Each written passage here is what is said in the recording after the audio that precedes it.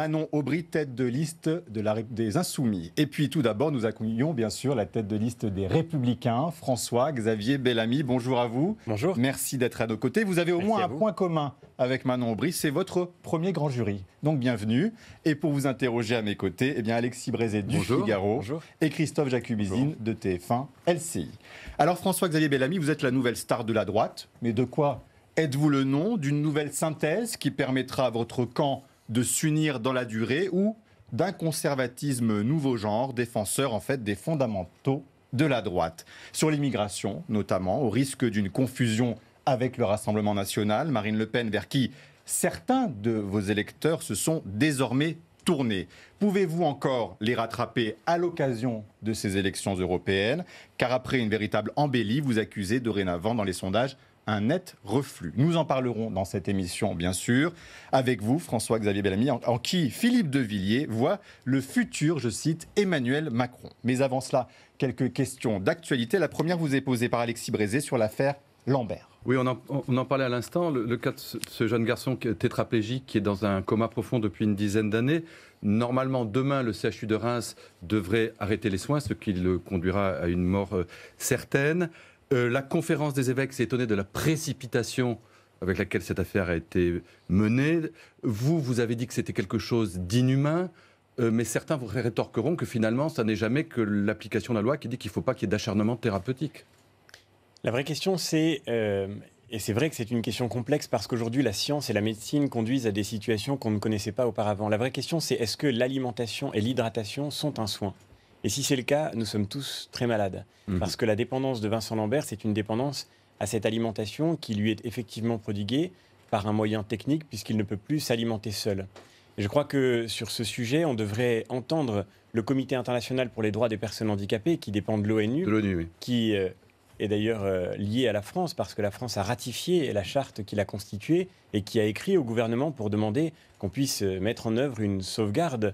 Vous soutenez les parents, qu'on vous comprenne bien, François-Xavier Bellamy, vous soutenez les parents de M. Lambert qui demandent à la poursuite des soins. Ils vont d'ailleurs engager de nouveaux recours. D'abord, je les soutiens. Comment ne pas les soutenir dans l'épreuve infinie qu'ils traversent? Je ne les connais pas, mais quand on imagine alors que l'épouse de Vincent Lambert aujourd'hui, souhaite l'arrêt des soins. Hein. C'est encore une fois, c'est une question d'une difficulté inouïe. Mais comment ne pas dire sa compassion devant des parents à qui on annonce qu'on va leur rendre leur fils décédé dans quelques jours et qui vivent ce compte à rebours qui a quelque chose, c'est vrai, d'atroce. En disant ça, je ne mets en accusation personne. Je conçois bien que le sujet soit d'une très grande difficulté. Mais vous souhaitez la poursuite des soins? Mais je crois qu'on devrait écouter le Comité pour les droits des personnes handicapées qui demande qu'on se laisse le temps, encore une fois, de pouvoir parvenir à... Et ce que je ne comprends pas, je me permets de le dire, c'est que... Donc la poursuite des soins. Ce que je ne comprends pas, c'est que d'autres instituts spécialisés, parce que Vincent Lambert n'est pas seul dans ce cas, il y a aujourd'hui 1500 patients français qui sont dans des situations post-relationnelles, dans des situations qui sont proches de la sienne. Aujourd'hui, des instituts spécialisés proposent d'accueillir Vincent Lambert. J'ai du mal à comprendre qu'effectivement il y a eu des appels à Emmanuel Macron, Philippe de Villiers, dont on parlait tout à l'heure. Vous pensez que le président de la République devrait intervenir? Est-ce que c'est son rôle? Oui, je crois qu'il devrait intervenir. Je crois qu'il devrait donner son sentiment sur cette question. Et c'est une question fondamentale. Derrière Vincent Lambert, c'est la question de notre rapport à la dépendance qui se joue, notre rapport à l'extrême dépendance. Et je crois qu'aujourd'hui, ceux qui font la promotion de l'euthanasie, qui expliquent qu'il faudrait mourir dans la dignité, commencent d'abord par déclarer indignes de vivre ceux qui sont effectivement dépendants. À ce compte-là, nous avons en effet de vraies préoccupations à avoir sur l'avenir de l'humain en nous, parce que l'humain, c'est une très grande majorité de Français sont favorables à une loi sur l'euthanasie, une très grande majorité, à longueur de sondage. Écoutez, c'est aussi la folie française de la multiplication des lois. On a dans notre famille politique un parlementaire exceptionnel qui s'appelle Jean Leonetti, qui a réussi à faire voter une loi qui a fait l'unanimité des parlementaires il y a quelques années. Je crois que cette loi, il faudrait lui laisser le temps d'être appropriée petit à petit par les équipes soignantes, par les personnels médicaux, et ensuite, nous verrons si elle ne permet pas de répondre aux difficultés. Mais je crois pour ma part, d'une part, que cette loi mérite d'être, encore une fois, vraiment appliquée d'abord, et deuxièmement, je crois, oui, c'est vrai, que si nous entrons dans cette voie dangereuse qui consiste à dire qu'une vie dépendante, une vie fragile, une vie malade ne mérite pas d'être vécue, alors nous allons construire un monde inhumain. Et c'est un enjeu majeur. On vous a entendu sur ce sujet. Autre question sur un sujet de société également, Christophe Jacubizine. Oui, un sujet évidemment d'éthique aussi. Plusieurs États américains ont considérablement durci les conditions d'accès à l'interruption volontaire de grossesse, notamment l'Alabama, y compris pour les grossesses suite à des cas d'inceste ou de viol. Plusieurs États américains du Sud on lance une offensive pour aller jusqu'à la Cour suprême. Vous êtes personnellement, vous l'avez dit, hostile à l'IVG. Est-ce que vous comprenez ce qui est en train de se passer aux États-Unis? Est-ce que vous soutenez ce mouvement? Non, mais je ne vais pas commenter la vie politique américaine. On est, pardonnez-moi, on est à la veille d'une élection européenne. Dans une semaine, une des élections européennes sans doute les plus importantes depuis le début du débat européen. Et ce serait quand même incroyable qu'on en vienne sans cesse à parler de ce non, sujet. mais François-Xavier Mayenne, vous savez très bien que c'est un mouvement, éventuellement, qui peut aussi traverser l'Atlantique. Est-ce que dans ce cas-là, vous pouvez nous dire votre avis sur cette question? Aujourd'hui, il y a absolument personne ne remet en cause la loi Veil. J'ai été durement attaqué pour avoir employé des mots que Simone Veil elle-même utilisait. Et je crois que cette espèce de jeu grossier que d'ailleurs joue La République En Marche maintenant, qui consiste à se revendiquer en permanence de Simone Veil pour tenter de cristalliser le débat sur un sujet qui n'a rien à voir avec cet enjeu européen, ne permet pas d'offrir aux Français un vrai choix démocratique. Enfin, encore une fois, je voudrais quand même dire un mot de la situation dans laquelle on est, qui me paraît un peu folle. Et je ne dis pas ça pour vous, bien sûr, mais pour le contexte général qu'on est en train de connaître. L'Europe traverse une crise profonde, une crise économique et commerciale. Une crise migratoire qui, c'est vrai, est devant nous et non pas derrière nous. Vous dites une crise d'identité aussi. Une crise d'identité, bien sûr, mais qui est d'abord le fait que nous ne savons plus, d'une certaine manière, partager ce que nous sommes à tous les jeunes qui grandissent en France, qui grandissent en Europe. Quel est notre lien commun? Voilà, au fond, ce qui fait l'inquiétude des Français. Et depuis des semaines, avec toute la famille politique qui nous entoure, avec les parlementaires qui sont là avec nous aujourd'hui, nous avons tenté de prendre ce débat au sérieux. Nous avons fait un vrai projet. Nous avons porté ce projet partout en France. Et j'ai le sentiment qu'on n'a pas eu droit à un vrai débat. Alors, on va en parler, il va y en avoir, vous savez, notamment lundi soir, la grande confrontation sur LCI en partenariat avec RTL. Mais revenons, et le Figaro, bien évidemment, comme toujours. Je ne le citais pas, mais c'était évident, vous avez raison, Alexis Brézé. Et il y a d'autres sujets de société, on veut vous entendre aussi là-dessus, c'est normal, vous allez être député européen pendant 5 ans, vous resterez au Parlement européen pendant 5 ans, François-Xavier Mayenne? Bien sûr, j'ai déjà eu l'occasion de le dire, c'est un mandat Est-ce que vous vous engagerez contre un texte qui sera présenté par le gouvernement, la PMA, la procréation médicalement assistée pour toutes les femmes? Ça, c'est encore une fois un texte purement national, mais oui, on peut en dire un mot. Je me suis déjà exprimé sur le sujet. Ça concerne la France, ça concerne notre avenir. Oui, mon sentiment profond, c'est que effectivement, nous ne devons pas ouvrir la PMA aux femmes seules ou aux couples de femmes, pas plus que d'ailleurs la gestation pour autrui, à laquelle Madame Loiseau s'est dite favorable. Pour une raison très simple, c'est que la procréation médicalement assistée est aujourd'hui un acte thérapeutique qui vise à remédier à l'infertilité d'un couple qui ne peut pas avoir d'enfant pour des raisons médicales. L'extension, je crois que c'est une manière impropre d'ailleurs de le désigner, l'extension de la PMA à des femmes seules ou à des couples de femmes n'a plus pour but de guérir une infertilité pathologique, une infertilité médicale, mais de satisfaire un désir parfaitement légitime, parfaitement respectable. Mais la vraie grande question qui nous est posée, c'est: faut-il libérer toutes les forces de la science et de la technique? Faut-il faire évoluer notre droit pour que tous nos désirs soient satisfaits? D'autres pays européens l'accordent, ce droit. Est-ce que ce sera l'un de vos combats au Parlement européen de faire revenir ces pays sur cette législation qu'ils ont adoptée? Je crois qu'il faut tenir au principe de subsidiarité qui est très important dans le travail européen. Le principe de subsidiarité, c'est que l'Europe, elle n'est pas là pour décider à la place des États de la politique qu'ils doivent mener. L'Europe, son rôle, c'est de faire en sorte que nous puissions agir plus efficacement ensemble sur les sujets qui requièrent que nous soyons coordonnés, plutôt que d'être seul, isolé et donc moins efficace. Et je crois que ce principe de subsidiarité interdit que l'Europe se mette à la place des États. C'est peut-être une divergence aussi avec La République En Marche qui a une vision fédéraliste. En revanche, il me semble que sur une autre question qui est encore différente, qui est la question de la gestation pour autrui, oui, ça c'est une question qui touche effectivement à la manière dont la dignité humaine, le principe même des droits de l'homme est touché, parce que là il s'agit de commercialiser. Et là, vous voulez une interdiction en Europe. Vous souhaitez que le Parlement européen se prononce contre? Et moi, je crois que l'Europe gagnerait à parler d'une seule voix sur la question de la non-marchandisation du corps, comme pour la lutte contre l'eugénisme. Oui, mais alors le principe de subsidiarité peut aussi s'appliquer si un pays Non, parce que là, pour le coup, on ne peut être plus efficace ensemble, en effet. Quand on voit qu'en Chine, aujourd'hui, pour la première fois, on annonce la naissance de bébés qui sont nés avec une modification génétique, on voit que l'eugénisme est aujourd'hui une vraie question qui se présente à nous. Et ce sera un des grands défis politiques de notre avenir. Si on croit vraiment à l'écologie, il faut se préoccuper de transmettre à ceux qui nous suivront un monde encore habitable par des humains, mais il faut aussi l'eugénisme est un autre débat que la GPA. Il faut aussi se préoccuper de transmettre une humanité qui soit encore vraiment humaine. Sujet plus prosaïque, mais qui préoccupe aussi les gens, et depuis longtemps, l'affaire de la limitation de vitesse, les 80 km/h. Le Premier ministre Édouard Philippe vient d'assouplir le dispositif, et finalement, on croit comprendre que les présidents de conseils généraux d'une part, ou les préfets d'autre part, pourraient remettre la limitation de vitesse à 90 à l'heure. Ça vous paraît une bonne chose? Bien sûr, que de temps perdu, et comme on aurait pu prendre le temps d'écouter plus tôt les élus locaux, tous ceux qui sur le terrain alertaient sur l'impact d'une telle mesure pour la vie quotidienne de beaucoup de Français, notamment en zone rurale. Je crois que les expérimentations qui avaient été menées n'avaient pas permis de prouver que le fait d'abaisser la vitesse... Il y a comme le risque que les accidents remontent.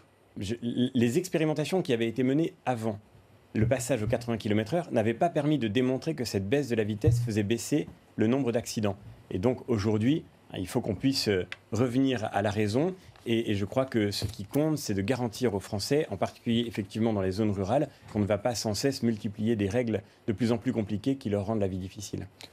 Christophe Jacubizine. Encore un sujet qui préoccupe les Français, leur emploi, le chômage. Bon résultat sur ce front-là de la part du gouvernement avec la baisse du chômage, encore une fois, au premier trimestre de cette année. Est-ce qu'au fond, ça veut dire que la politique économique menée par le gouvernement est globalement positive ? Globalement, la conjoncture économique est surtout favorable, mais notre taux de chômage baisse moins. Notre taux de chômage baisse beaucoup moins que celui des autres pays européens. Et nous sommes toujours, dans les pays européens, celui qui vit le plus durement cette question du chômage de masse. Donc il faut évidemment qu'on puisse faire enfin les réformes nécessaires pour que cette conjoncture économique puisse bénéficier de façon plus forte encore à nos entreprises et évidemment à l'emploi. Et sur ce front-là, je crois que très peu de choses ont encore été réellement accomplies. Le coût du travail n'a pas baissé, le poids des charges et des normes n'a pas diminué. Et au contraire, on voit que le président de la République, dans sa conférence de presse, a décidé maintenant de faire peser sur les entreprises le coût de la fiscalité supplémentaire que vont représenter les milliards d'euros qu'il a annoncés pour pouvoir sortir d'une crise sociale qu'il avait lui-même provoquée. Donc évidemment, on ne s'oriente pas malheureusement vers cet oxygène dont nos entreprises ont besoin, et c'est l'asphyxie. Je le vois depuis le début de cette campagne, tous les jours sur le terrain, et l'asphyxie de ceux qui travaillent, de ceux qui entreprennent, des commerçants, des artisans, qui ont tant de mal à recruter, parce que recruter est aujourd'hui un parcours du combattant. En revanche, on peut dire que le plan qui a été annoncé par le président Macron le 10 décembre, avec des augmentations de pouvoir d'achat, a contribué à l'économie, puisqu'on voit que finalement le pouvoir d'achat a augmenté, et qu'au fond, ces mesures de relance, un peu à la keynésienne, ont fonctionné. Est-ce que là aussi, vous donnez quitus sur ce mouvement-là ? Mais en réalité, nous, ça fait très longtemps qu'on disait qu'il fallait baisser la fiscalité, qu'il fallait baisser l'impôt sur le revenu pour pouvoir faire en sorte que les Français qui travaillent retrouvent un peu d'oxygène, encore une fois, et qu'on puisse sortir de la crise sociale dans laquelle nous sommes aujourd'hui. Mais le problème, c'est que si vous ne faites pas en parallèle une vraie réforme de l'État, une vraie réforme de la dépense publique, une vraie réforme de la manière dont notre pays est aujourd'hui administré, eh bien, tout le monde le comprend bien, personne n'est dupe. Les promesses d'aujourd'hui, ce sont les impôts de demain. Et ce que nous gagnons aujourd'hui en pouvoir d'achat, c'est ce que nous paierons forcément demain, ou ce que les générations qui viendront paieront sur la consommation d'aujourd'hui. Et ça, je crois que c'est une injustice majeure à laquelle il faut mettre fin. Alexis, le Conseil constitutionnel vient de dire que rien ne s'opposait à ce que Nicolas Sarkozy soit jugé dans l'affaire Big Malion. Dans cette affaire, vous diriez quoi, que la justice fait son travail, ou bien que c'est de l'acharnement judiciaire contre Sarkozy ? Je ne vais pas commenter de décision de justice. Je crois qu'il faut que la justice puisse faire son travail. Et cela étant dit, effectivement, d'abord, je m'étonne peut-être un peu du calendrier qui fait qu'avant chaque élection, on voit surgir des feuilletons judiciaires qui peut-être ont aussi pour but de colorer là, en l'occurrence, c'est le Conseil constitutionnel qui était saisi. Oui. Et maintenant, voilà, encore une fois, j'ai pas plus de commentaires à faire. Est-ce qu'il s'immisce dans la campagne, le Conseil constitutionnel, en prenant cette décision ? Je dis simplement que je m'étonne de ce calendrier. Peut-être est-il totalement fortuit, mais enfin, je n'ai pas plus de commentaires à faire. Est-ce que vous souhaitez la participation de Nicolas Sarkozy dans la dernière ligne droite de cette campagne en vous soutenant à un meeting, par exemple? On sait encore qu'il est une figure tutélaire pour la droite. C'est une figure importante de notre famille politique, bien sûr. J'ai eu l'occasion d'échanger avec lui. Il nous a réaffirmé son soutien récemment. Il l'a dit aux parlementaires qu'il rencontrait de manière tout à fait publique, donc il n'y a aucune ambiguïté. Mais vous aimeriez qu'il vienne à un meeting ? C'est son choix, c'est sa décision. En tous les cas, moi, je suis très heureux de ce soutien, comme je suis très heureux d'ailleurs du soutien de plus de 800 maires qui nous ont aujourd'hui, par une tribune, apporté leur confiance dans le journal du dimanche. Alors Nicolas Sarkozy, à cette même réunion que vous évoquiez avec des parlementaires, il a dit, moi, quand j'avais fait 12,8% aux élections européennes, en 99, je crois, j'ai démissionné le jour même. Est-ce qu'il parlait pour Laurent Wauquiez, selon vous ? Vous êtes crédible de 12,5% dans notre sondage. D'abord, je crois que vous verrez une belle surprise dans quelques jours, parce que tous les jours sur le terrain, tous les jours, je le vois, il y a aujourd'hui beaucoup de Français qui ont décidé de ne pas se laisser piéger par le faux débat qu'on voudrait leur imposer. Et effectivement, ce tassement sondagier, il est sans aucun doute dû à cette mise en scène à laquelle on voudrait faire croire, comme si il n'y avait dans ce débat européen que M. Macron et Mme Le Pen. On voit très bien que cette mise en scène ne sert qu'une seule personne, c'est M. Macron, et on voit très bien que M. Macron est en train de faire de cette élection européenne l'occasion de faire que le match qui s'installe jusqu'à la présidentielle le sauve de son bilan et de son absence de vision. Parce que la seule personne qui peut sauver Emmanuel Macron, c'est Marine Le Pen. Et ça, je peux vous dire que beaucoup de Français l'ont parfaitement compris. Je le vois tous les jours dans les meetings. Visiblement, beaucoup de Français ont déjà décidé. Personne n'interdit les Français de voter comme ils le souhaitent. Visiblement, il y a un réflexe vote utile. Vous verrez, ils voteront comme ils le souhaiteront. Et donc, vous pensez arriver à combien? Quel est votre objectif? Le réflexe du vote utile. Une semaine avant l'élection. Le réflexe du vote utile, je vais vous dire encore une fois, ce vote utile, il n'est utile qu'à une personne, il est utile à M. Macron. C'est M. Macron qui profite de cet antifascisme de théâtre pour nous faire croire qu'une menace pèse sur la France. Oui, antifascisme de théâtre, mais ça veut dire quoi? C'est-à-dire quand Emmanuel Macron dit qu'une victoire du Front National serait grave, vous dites que non, c'est pas vrai? Mais d'abord, M. Macron le dit lui-même, le Front National a gagné les dernières élections européennes en 2014. À l'époque, il était ministre. Il est aujourd'hui président de la République. Donc le sondage qui donne aujourd'hui le Front National en tête est l'exacte corrélation de l'échec de M. Macron et de la politique qu'il mène depuis 5 ans, depuis 7 ans maintenant, en lien avec François Hollande.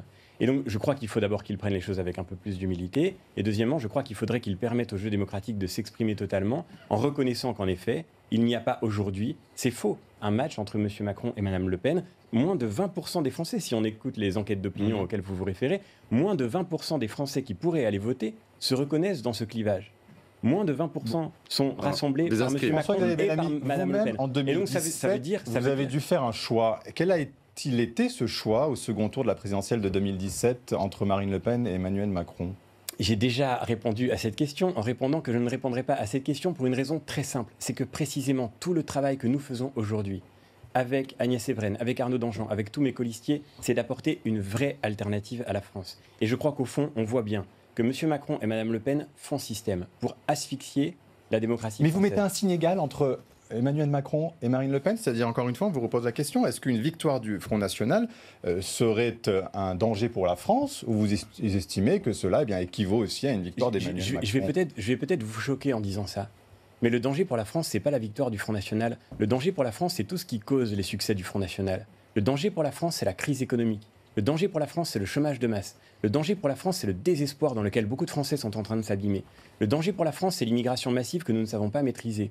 Le danger pour la France, c'est le fait que nous ne soyons pas capables d'apprendre à nos enfants les éléments fondamentaux d'une culture et d'un savoir qui leur permettent de s'insérer dans la société. C'est ça le danger pour la France. Et au fond, dans ce combat, on voit bien... Non, vous ne répondez pas clairement à la question. Pardonnez-moi, on voit très bien ce qu'il y a. Enfin, l'arrivée en tête du Front National, du Rassemblement National, est-ce que vous dites, écoutez, c'est le jeu de la démocratie, ça ne sera pas une plus mauvaise nouvelle que si la République En Marche arrive en tête? Bien sûr que c'est une mauvaise nouvelle. Si je croyais que c'était la solution, je ne m'engagerais pas à côté de cette fausse alternative. Je ne crois pas que le Front National apporte des solutions. Il prospère sur la colère.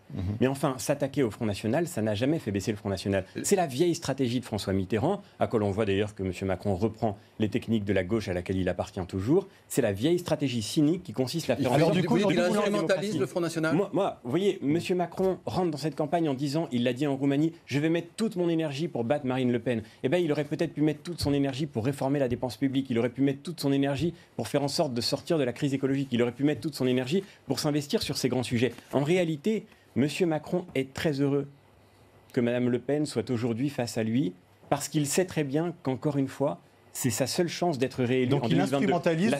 Et moi, je le dis à tous les Français. La seule chance de sortir de cette alternative inexistante que représente Mme Le Pen, de cette impasse que constitue la colère entretenue, la seule chance de s'en sortir, c'est de permettre à une alternative crédible de relever la tête. Vous lancez aujourd'hui, qu'on vous comprenne bien, parce que vous avez certains de vos électeurs sont partis au Rassemblement National, d'autres chez Emmanuel Macron, des électeurs de centre droit. Est-ce que vous appelez aujourd'hui tous ces électeurs globalement, plus ceux du centre droit à revenir vers vous? Moi, Quel est votre message? Tous les Français. Je n'ai jamais fait de marketing électoral. Je crois que la démocratie, ça consiste à parler ensemble des grands défis qui sont devant nous.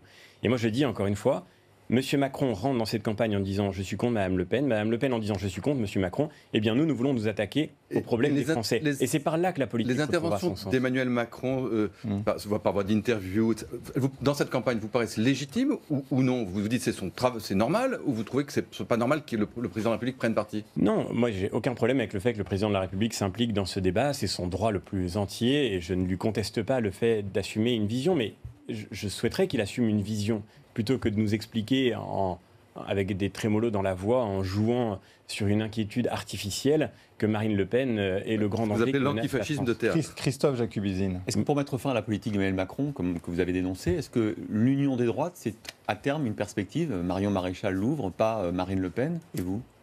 Moi, je ne crois pas une seule seconde à cette perspective. D'abord parce que je ne me reconnais pas avec Marine Le Pen de base commune dans ces débats politiques. Et avec Marion Maréchal non plus. On le voit très bien sur la question européenne. Pardonnez-moi, vous parliez tout à l'heure des questions migratoires en disant que c'était une manière pour nous de nous mettre derrière le Rassemblement national, mais pas du tout. Nous avons une proposition très claire pour la France et pour l'Europe face à la crise migratoire.